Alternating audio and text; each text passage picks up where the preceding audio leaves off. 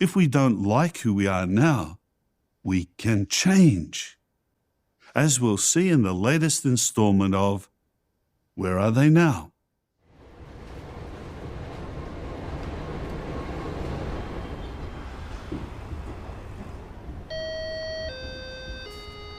Hello, who is it? Hey, hi, how are you? Okay, come on up. My name is Enrique Torres Jr. I live in Staten Island, New York, and I have the privilege to serve in the Mid-Island congregation.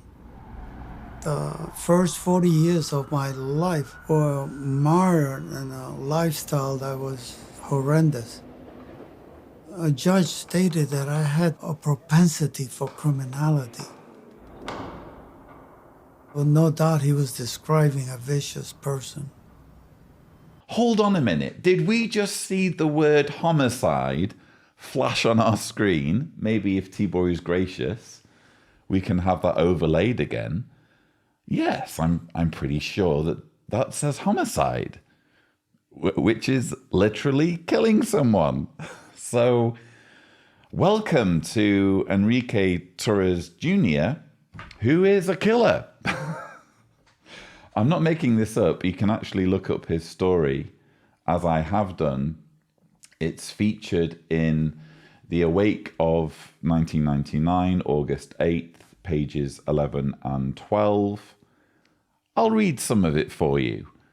In 1963, I was released on parole, but soon I was again arrested for burglary, and I served 2 years in prison on Rikers Island in New York City. I was released in 1965. Yet that very year, I was arrested for murder. What a ferocious, lion-like disposition I had developed! ! The court sentenced me to 20 years at Dannemora in upstate New York. Apologies if I've mispronounced that. There I became involved in the prison subculture. That's a really odd way of saying I killed someone. There's no real remorse in that, is there? So instead of just saying I killed someone, he's saying I was arrested for murder and then I was sentenced to 20 years, which means you were convicted, which means you did murder someone. I mean, if you want to deny it, if you want to say that the conviction was unfair, this is your story. Feel free to put the record straight.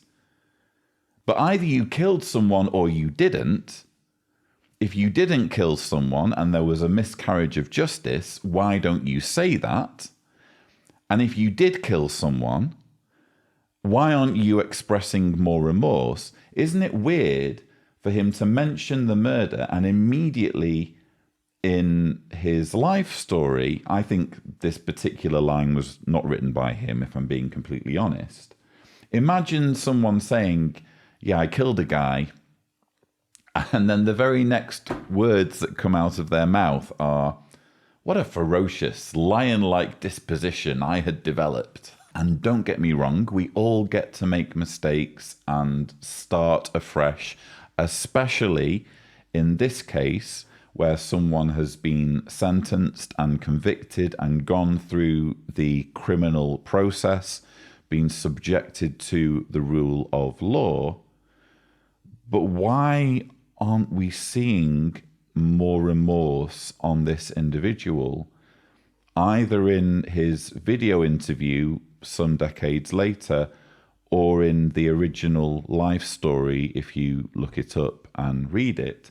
It's almost as though the organization doesn't care that much whether he killed a guy and whether he's sorry about killing a guy, so long as he is now a loyal Jehovah's Witness who's also willing to share his story, the typical trope of someone who leads a life of debauchery and heinous acts before being blessed with the privilege of becoming a Jehovah's Witness.